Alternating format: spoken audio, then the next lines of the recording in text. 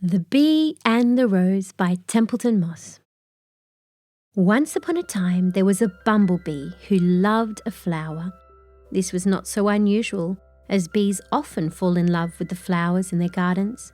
But what was unusual was that this bee was in love with a rose.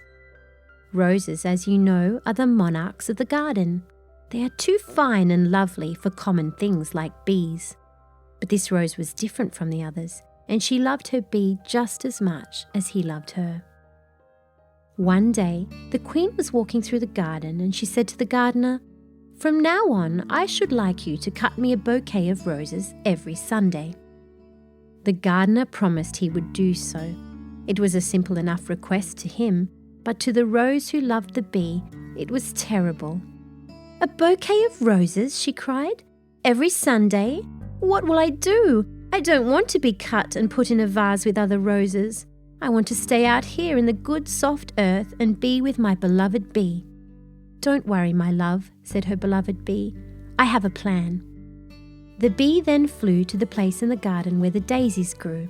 The daisies, like all the other flowers, were fond of the bee, and when he asked for their help, they were only too happy to give it. Each one donated a few of their petals, which the bee took back to the rose. Using some honey from his hive to stick them on, the bee used the petals to disguise the rose as a daisy. "That's odd," said the gardener the following Sunday. "Why is this one daisy growing amongst all these roses?"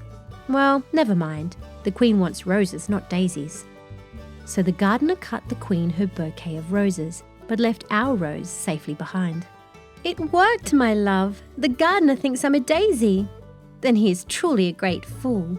Even through those daisy petals, your beauty shines like the sun."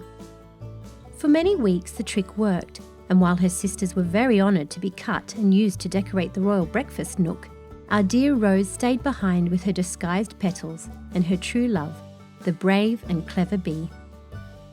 But as time went by, the petals started to fall off, one by one. Soon they would fall off altogether, and the gardener would see that she was really a rose. Then it would be only a matter of time before she too was cut and added to the queen's usual Sunday bouquet. "Why do you weep, my love?" said the bee. "Look," said the rose, "my disguise is falling apart, and you can't keep dressing me as a daisy forever. It's hopeless, my love." "Nothing is hopeless where there is love," said the bee, and before the startled eyes of the rose, the bee transformed into a beautiful fairy. "I'm sorry to deceive you," said the fairy. "I only meant to turn into a bee for a short time, but then I met you. A rose, the most beautiful, fragrant and elegant flower in the garden. And yet you fell in love with a lowly bee. You truly have a good heart, beloved, and because of that, I will grant you any wish you desire." "Then I wish you would make me a daisy, a real daisy. Then I can stay here in the garden, surrounded by my sister flowers, and the gardener will never cut me for the queen's bouquet."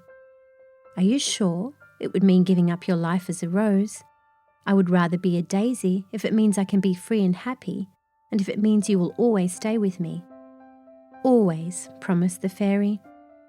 And the rose did become a daisy, and she lived among the other daisies in the royal garden, and the fairy turned back into a bee so that they could be together just as they were before.